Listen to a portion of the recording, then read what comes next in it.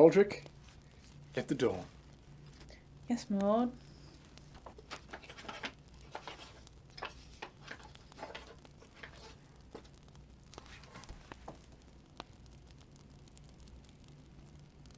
Baldrick, I would advise you to make the explanation you're about to give phenomenally good.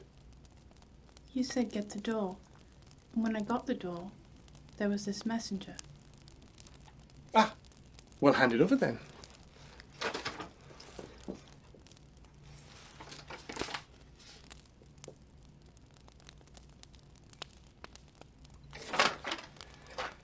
Once again, Baldrick, I find myself indebted to the baby-eating Bishop of Bath and Wells. This time to the tune of £5,000. Nothing for it.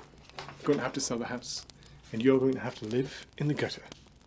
But my lord, I've been in your family since 1532. So has syphilis. But it can't be helped. Don't worry, my lord. I have a cunning plan. You don't say. Yes, my lord. It is as cunning as a fox, what used to be Professor of Cunning at Oxford University, but has now moved on and is working for the UN at the High Commission of International Cunning Planning. My lord? My lord?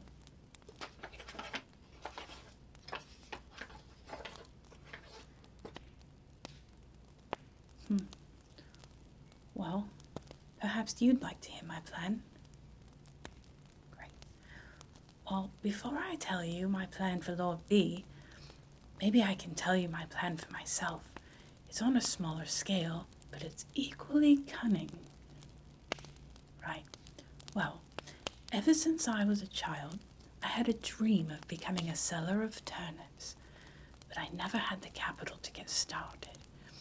You have to have at least a bushel of turnips in the marketplace. I could never afford it.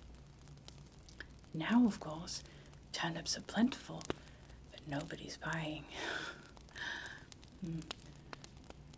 One night, I had a dream, and when I awoke, I knew what I had to do. I came up with Baldrick's blue-violet turnips on a stick. I'm just putting the finishing touches on this one. Isn't she beautiful? Well, you've got to admit it's unique. Nobody else has Baldrick's blue-violet turnips on a stick. Well, I admit a layer of paint may be a problem, but the human stomach is tough.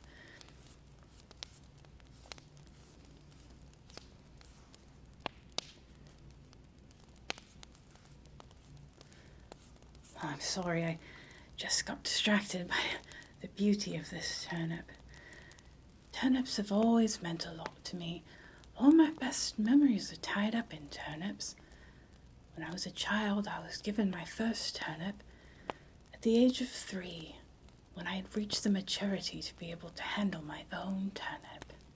My mother gave it to me and she said, "Baldrick, be careful with this turnip." I was so proud of it. I took it for a walk. I took it to the river to see if it could swim. Well, it couldn't swim. I didn't receive my next turnip until I was 5 years old. That turnip met a similar fate. Well, anyway, I've always loved turnips, and that's why I'm so excited about Baldrick's blue-violet turnips on a stick. I can just imagine my little booth in the marketplace. The tent will be painted blue-violet. Oh, why this color? Well, they were painting the public privy, renovating it, and they had some paint left over, and they said I could have it. I think it really enhances the turnip. Well, anyway, back to my turnip stories. Baldrick, is your cunning plan by any chance to do with turnips? How did you know, my lord? Just a wild stab in the dark, which incidentally is what you'll be getting if you don't get to the point.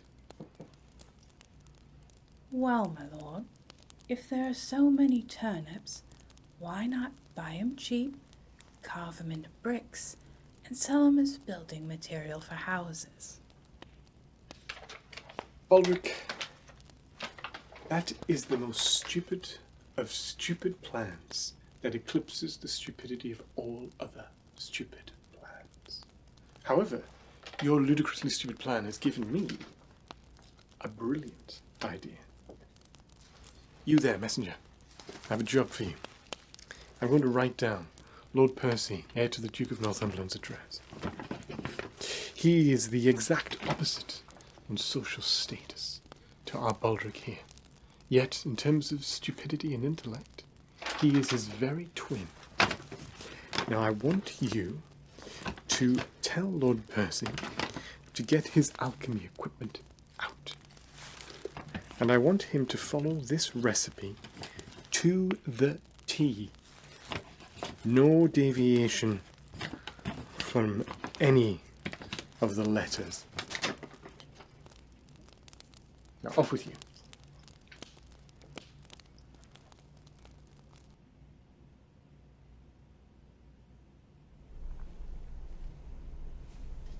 Oh. Hello. Can I help you?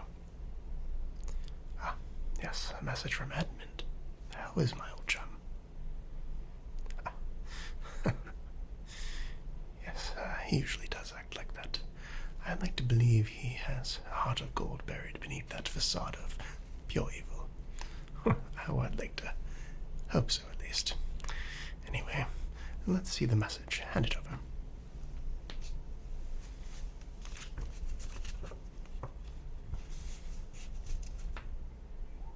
Mm-hmm. Oh my. This is incredible. Edmund is an absolute genius. Yes, I can do this. I am so happy that Edmund has entrusted me with this very important task. You'll see, to be perfectly honest, I don't think Edmund was very impressed with my most recent attempts at alchemy. You see, in my search for the attempts to create gold, I created the purest green. But alas, unfortunately, there is not quite the same market for green that there is for gold, my friend. Now, I can do this, and I shall not delay. I was to meet my girlfriend Gwendolyn later today, but we shall do this now. Let us go to my laboratory, my alchemy lab, and we should mix a few of these ingredients together that Edmund has written here. Come with me. Welcome to my alchemy laboratory. I have, of course, the ingredients here, but we also have our magical jar for mixing and our most important ingredients. I brought coin from my treasury to, of course, pay for these expensive herbs and medicines. Here you'll see my box of precious alchemy material. I have peppermint and hawthorn leaf, cascara sagrada, and many others. Now, let us try to see if we can mix some of these ingredients together with our special ingredient and see what we can do to help Edmund. So we shall stick these here. You can see here. Okay, here we see. Let us start with our most important ingredient, which is this magical thing here. I shall stick it directly in. Oh, that it's one or two.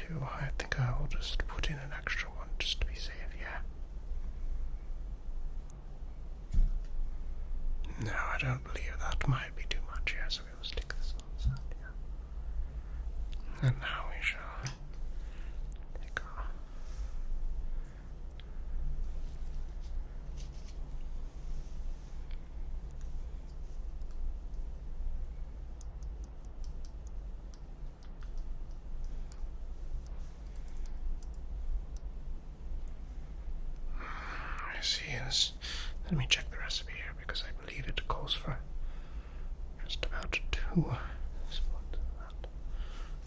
Let me see here.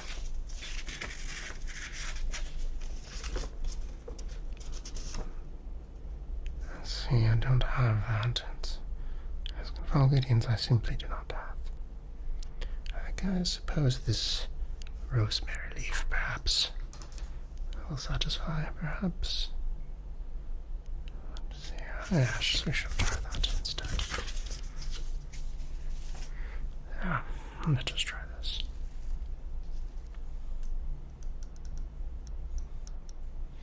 This will do. That's a bit too much. Anyway, it does not matter. I suppose the more the merrier, yeah. Now we shall see the pesca sagrada. Now this is not on the... Of course it's not on the list, but... Oh well, let's throw some of that in there to counter it. And I'm going to throw this here. This looks to be some peppermint leaf. Let's see here. As you can smell that is quite a nice scent. And I don't believe the recipe calls for this here, but I'm going to put it in anyway. Now, put this here. The others. I believe there one more here. I don't have any of that. I suppose this elderflowers will pleasant smell. I can't imagine it would hurt the process. I'm making a mess here as well, of course. Oh, my word.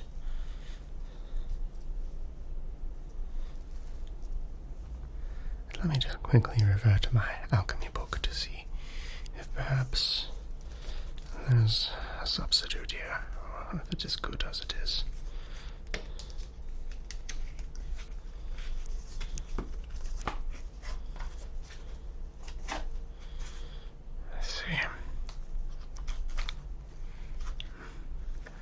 It is all blank. I forgot to take notes, of course, from my teacher.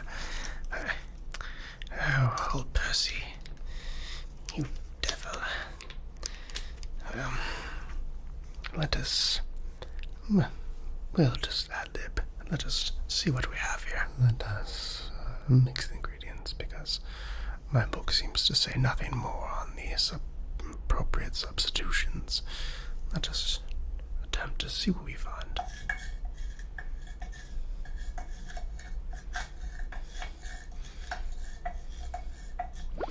Some bubbling here, I see.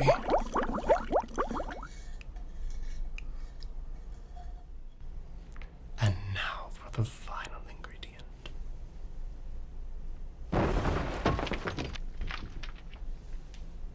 Oh, my word. I believe you must tell Edmund that I have failed him once again. But I wonder what it tastes like.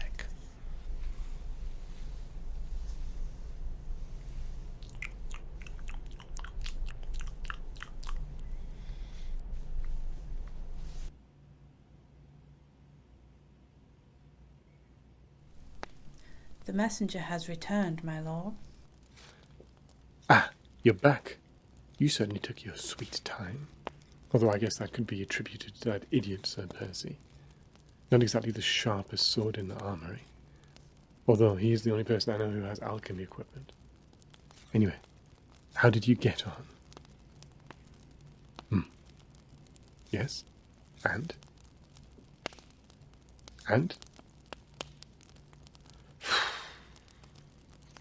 Well, I don't know what I expected from Percy. He couldn't follow instructions if his life depended on it, which unfortunately mine does. What was the plan anyway, my lord? Well, it was a long shot at best, Baldrick. You know about the turnip surplus that we have with parchments being posted everywhere? No, my lord, I don't read. Baldrick, I taught you how to read myself. One of the most excruciating tasks of my life, given your thick skull that you have. So I know you can read.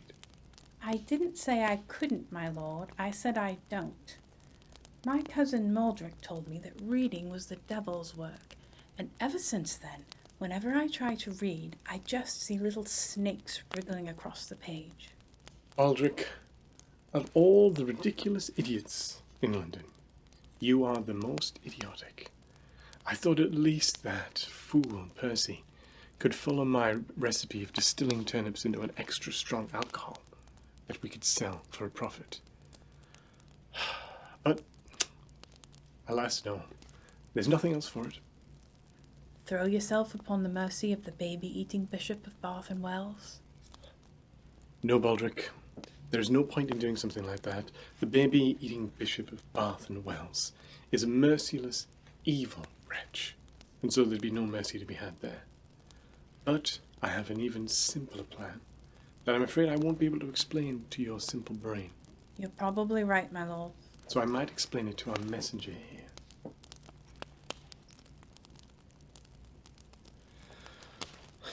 Okay, so it's very simple, okay? We have a most remarkable surplus of turnips. And turnips make, I believe, in some parts of Europe, the most fine wines. And they themselves can be distilled further into strong alcoholic spirits. Have you ever tried turnip whiskey? Have you ever tried turnip vodka, at least? It's a little bit more straight, I guess. That's a little bit more palatable. Now, given the incredibly fantastic content of sugar and starch in these turnips, we should only need, I don't know, a few hundred to be able to distill something that will really, really knock your socks off. Right. Let me think. Grab this paper here. Yes. So we can have, let's put this down here. Whiskey, turnip whiskey. That for the connoisseur and for the Scot, of course. Turnip vodka. We already said that one. Turnip sherry for the clergy. Turnip port and rum. Sailors. And of course, we wouldn't forget turnip beer. I think it's always nice to have something beforehand to chase your spirits away. Simple. Very simple thing to do. We have the distillation equipment that we can pull ourselves on. Baldrick here, the idiot that he is, will go fetch us the required turnips. I have just the right amount of money to be able to pull together this list of ingredients that we have. It is foolproof. Foolproof. There's no way this could go wrong. So you can go get yourself back to that Bishop of Bath and Wells and tell him I shall have his money and there will be no problems at all. And you seem like a smarter type than the people I usually work with. Yes, I can tell there's something about you. So, if you come back here afterwards, I will hire you for twice the amount of whatever the bishop's paying you. Does that sound like a deal? Excellent. Well, off you go. I expect your return post-haste.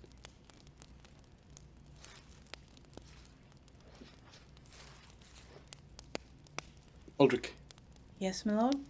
Head down to Mrs. Miggin's pie shop and buy us a couple of celebratory kidney pies. She's only making turnip ones now, my lord.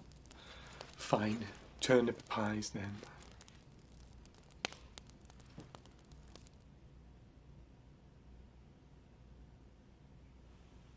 Your Majesty? Yes, Melchi? Your Majesty, there is something you should know. Lord Blackadder... Oh, Edmund. Is he coming here? You know, sometimes Edmund makes me quite put out, but other times he can be so dashing. When will he be here? Oh God, Do I look absolutely divine and regal, but at the same time very pretty and rather accessible? You are every nobleman's dream, Your Majesty. I thought as much. However, to my knowledge, Lord Blackadder is not currently on his way here. I do have some news about him. This messenger has just arrived, formerly messenger to the Bishop of Bath and Wells. They are now employed by Lord Blackadder. If I may be so bold as to paraphrase what this messenger has informed me, Majesty, it seems that Blackadder has concocted a recipe, a new recipe involving turnips. Turnips, Majesty. An alcoholic recipe, is it not? Yes. Quite where this inspiration for a new recipe came from, I cannot say, though I suppose Blackadder must have noticed the current turnip surplus. The turnip situation in which we now find ourselves. I'll give him some credit for his observational skills. It turns out that Blackadder has sold over 10,000 copies of his new recipe. It was 10,000, was it not? Yes, it is. 10,000 copies indeed. Thank you. This recipe is for distilled turnip alcohol. Distilled turnip alcohol. Rather brave of Blackadder to dabble in the affairs of alcohol at all, thinking back to his adventures with goblins and Merlin the happy pig. But I digress, Majesty. Our messenger here informs me that now this has caused your subjects to buy up not only the problematic surplus turnips, but in fact all of this year's crop. All of them, Majesty. Not one single turnip, not one, can be found anywhere. Not one. We are in a turnipless kingdom indeed. This is all thanks to Blackadder's ludicrous plan. As usual, he was most likely thinking of a means to benefit only himself, forsaking all others. Am I correct in my retelling of this tale? You might have gathered that I am not all that fond of our friend Lord Blackadder. Not quite sure what you make of him. But, much to our surprise, the recipe had not been tested, and to make a long story short, Majesty, it did not work. So, every turnip in your kingdom has now been spoiled in an attempt to make this recipe of Blackadder's. Mind you, knowing how easily Blackadder can be defeated by a small drop of ale, perhaps shouldn't be as surprised as I am that his first concoction is of very poor quality. I feel another night of drinking with Blackadder would be just the thing to remind him about his latest foolishness. Now, where was I? Yes, thank you. And as I gather from our messenger here, furthermore, this turnip spoiling has caused mass discontent among the lower classes. Isn't that right? Yes. I imagine this is not exactly what Blackadder had in his mind when he came up with this. The people without their turnips, Majesty? Can you imagine that? Even those who would normally trade on the black market are stumped. I suppose now they'll be calling it the Blackadder market. For there are quite simply no more turnips. None whatsoever, Majesty. No turnips at all. But why must they eat turnips? I wouldn't choose turnips. Can't they just eat something else? I like a nice custard myself, topped with strawberries and whipped cream. Yes, my turtle dove. You always wanted a custard when you were just a little thing. But you would eat too much and get an upset tummy. Oh, shut up, Nursie. Your Majesty, custard with cream, while delicious, is not within the reach of many of your humbler subjects. The humble turnip is a staple of the peasant diet. Many of the disinternipped are now rioting outside Lord Blackadder's house. He is trapped there, and has sent this messenger to implore your aid. Oh, Edmund, to think of you in such danger. But Milgy, what can I do? I rather think Lord Blackadder had something in the way of royal guards in mind. Of course. Send my royal guards to fetch Edmund and bring him here to safety.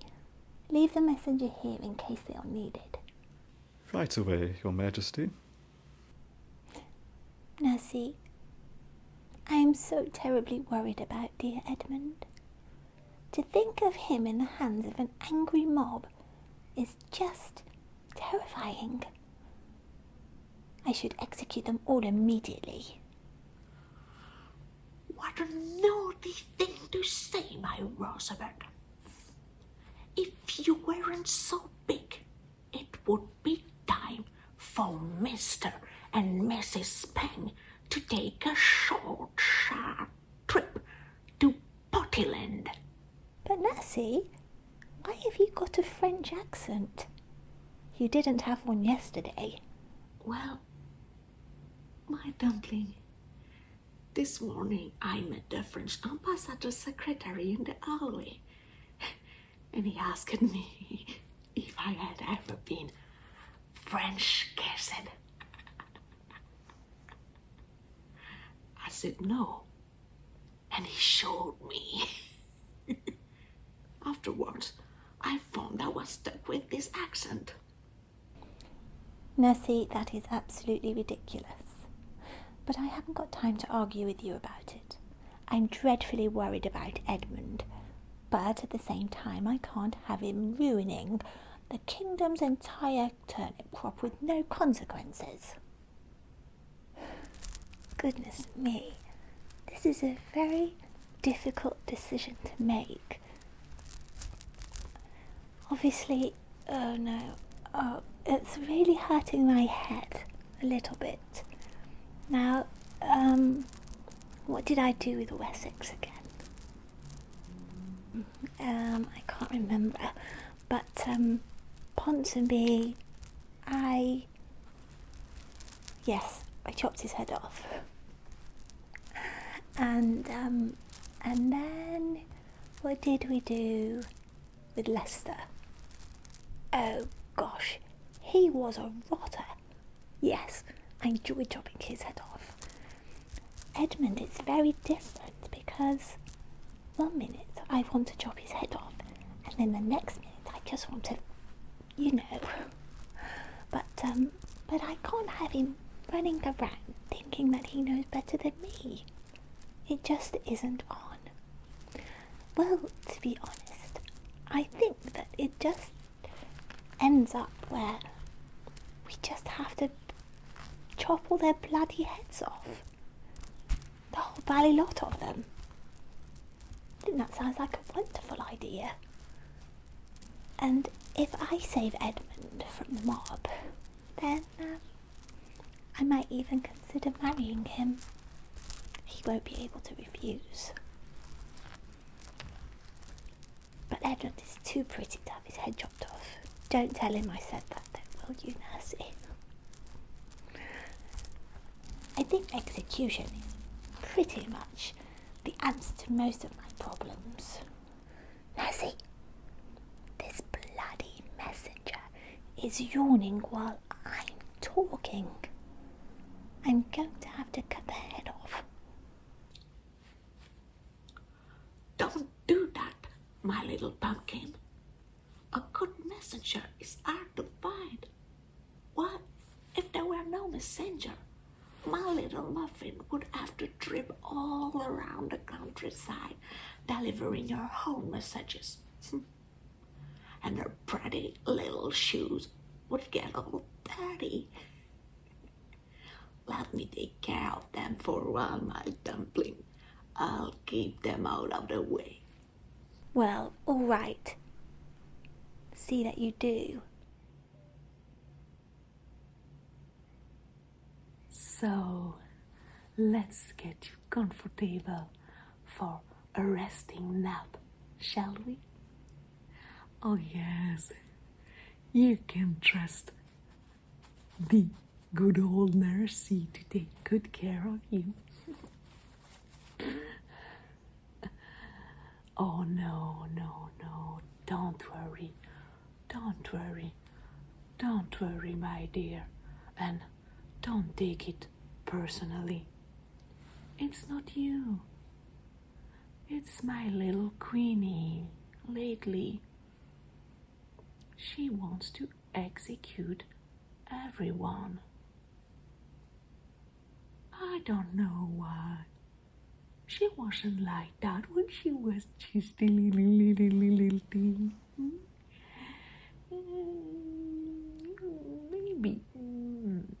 Maybe when she started to behead all her dolls, it was a little clue, but she was so cute and funny. Oh, my little pumpkin. How about a nice, comforting beverage to relax you before you nap, so you can rest better? I have this very, very, very good French wine. Yes, I got it from the French ambassador's secretary. We shared a moment. So I can pour you a cup if you want.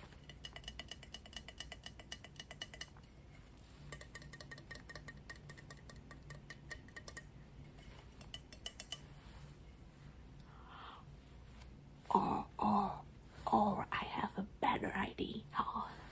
Maybe you want to try something totally new. Yes, we received a new kind of beverage. Yeah, it came on a boat from an exotic country. Let me show you.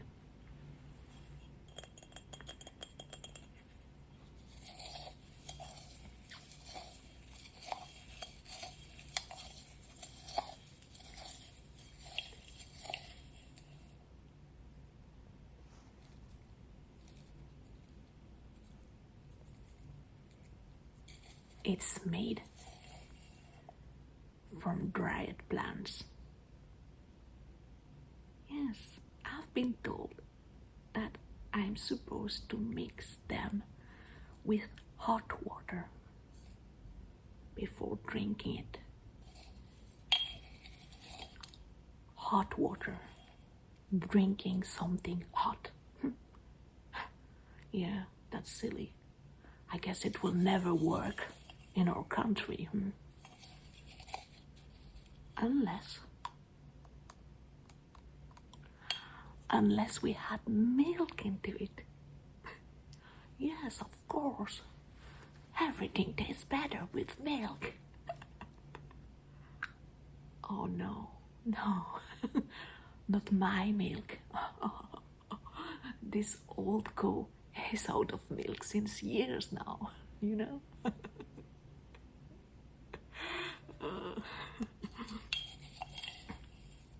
And besides that, my milk was only for the future queen. But that's Interesting, isn't it? They call it tea. Well, I know nothing about herbology, but I didn't know plants used to be named with a letter from the alphabet. I guess A to S were already taken. But what are they going to do when they will be at the end? Well, anyway, this one is tea. So, do you want to try tea? No. Yeah. Yeah, it's a little bit scary. I get it. Well then, French wine it is. Let me pour you.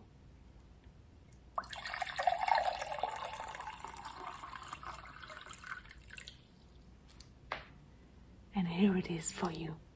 Enjoy, my friend.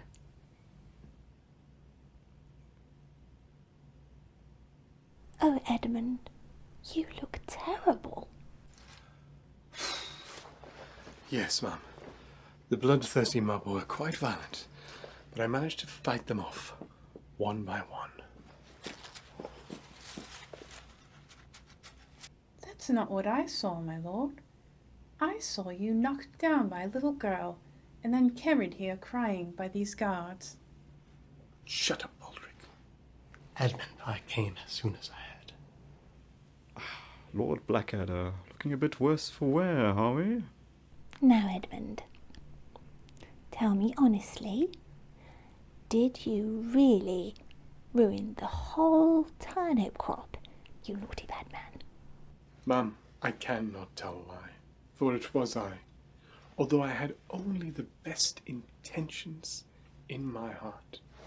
I prostrate myself in front of your infinite mercy that is only matched in comparison to your awesome beauty, which can be seen radiant from the heavens themselves.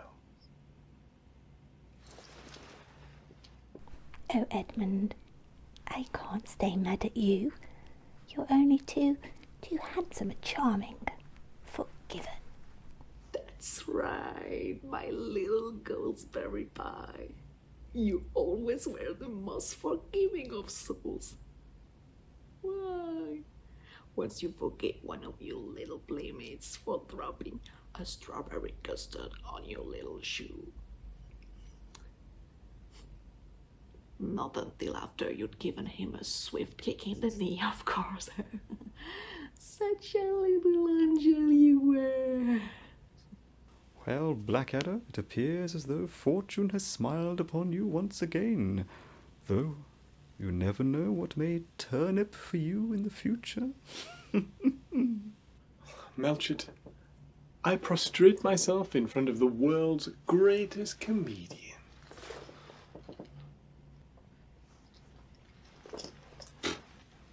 Oh, Edmund, I was afraid you had vanished forever. Like an old oak table. Vanished, Lord Percy, not varnished. I think I'll shut up. And did you miss me, Edmund? While you were trapped by that awful mob? Mom, life without you is like a broken pencil. Explain. Pointless.